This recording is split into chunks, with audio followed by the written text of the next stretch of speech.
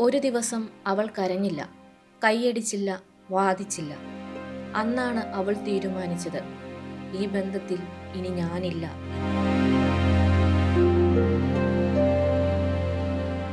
ദാമ്പത്യത്തിന്റെ 20-30 വർഷങ്ങൾ പിന്നിട്ട് മക്കളൊക്കെ വളർന്ന് ജീവിതം ഒരു ശാന്തമായ തീരത്തെത്തി എന്നു കരുതുന്ന സമയത്താകും പല കുടുംബങ്ങളിലും അപ്രതീക്ഷിതമായ ചില മാറ്റങ്ങൾ കണ്ടു തുടങ്ങുന്നത്.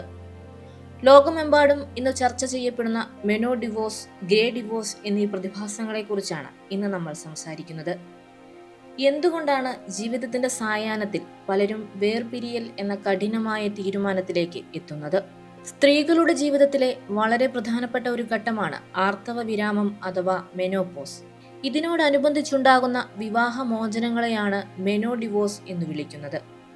എന്നാൽ ഇത് കേവലം ഒരു മാനസിക പ്രശ്നമല്ല.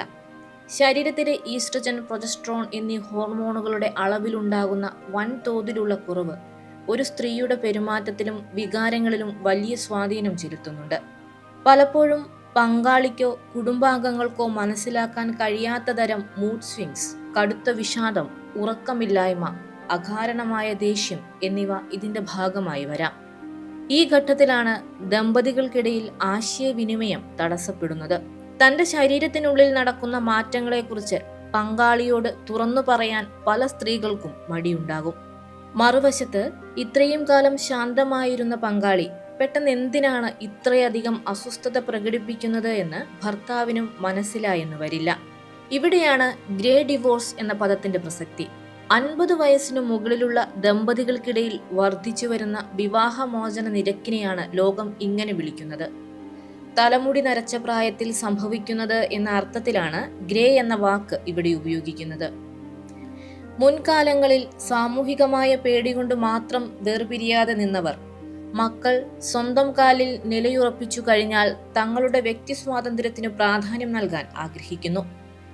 മക്കൾ പഠനത്തിനോ ജോലിക്കോ വേണ്ടി മാറി നിൽക്കുന്ന എംപ്റ്റി നെസ്റ്റ് സിൻഡ്രോം ഈ സമയത്താണ് സംഭവിക്കുന്നത്.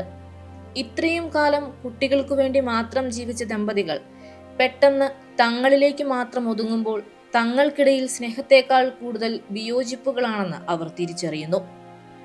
മെനോപോസ് കാലഘട്ടത്തിലൂടെ കടന്നുപോകുന്ന ഒരു സ്ത്രീക്ക് ഏറ്റവും കൂടുതൽ ആവശ്യം പങ്കാളിയുടെ പിന്തുണയും കരുതലുമാണ്. എന്നാൽ നിർഭാഗ്യവശാൽ ഈ ശാരീരിക മാറ്റങ്ങളെ വേണ്ടവിധം മനസ്സിലാകാതെ വരുമ്പോൾ പങ്കാളികൾ പരസ്പരം ശത്രുക്കളെ പോലെ കാണാൻ തുടങ്ങുന്നു. സ്നേഹമില്ലായ്മ കൊണ്ടല്ല പലപ്പോഴും ഇത്തരം വേർപിരിയലുകൾ ഉണ്ടാകുന്നത്, മറിച്ച് പരസ്പരം മനസ്സിലാക്കാൻ സാധിക്കാത്തതുകൊണ്ടാണ്. കൃത്യമായ മെഡിക്കൽ ചെക്കപ്പുകളും കൗൺസിലിംഗും ഉണ്ടെങ്കിൽ പരിഹരിക്കാവുന്ന പല പ്രശ്നങ്ങളും വാശിയുടെയും ഈഗോയുടെയും പുറത്ത് വിവാഹമോചനം വരെ എത്തുന്നു എന്നതാണ് വാസ്തവം. വാർദ്ധക്യകാലത്തെ ഏകാന്തതയല്ല, മറിച്ച് സന്തോഷകരമായ സമാധാനപരമായ ജീവിതമാണ് എല്ലാവരും ആഗ്രഹിക്കുന്നത്. മെനോപോസിനെയും പ്രായമാകുന്നതിനെയും സ്വാഭാവികമായ ഒരു മാറ്റമായി കണ്ട് അതിനെ നേരിടാൻ ദമ്പതികൾ ഒരുമിച്ച് നിൽക്കുകയാണ് വേണ്ടത്. പരസ്പരമുള്ള തുറന്ന സംസാരവും അല്പം ക്ഷമയും ഉണ്ടെങ്കിൽ ഈ കഠിനമായ കാലഘട്ടത്തെയും സ്നേഹത്തോടെ മറികടക്കാൻ സാധിക്കും.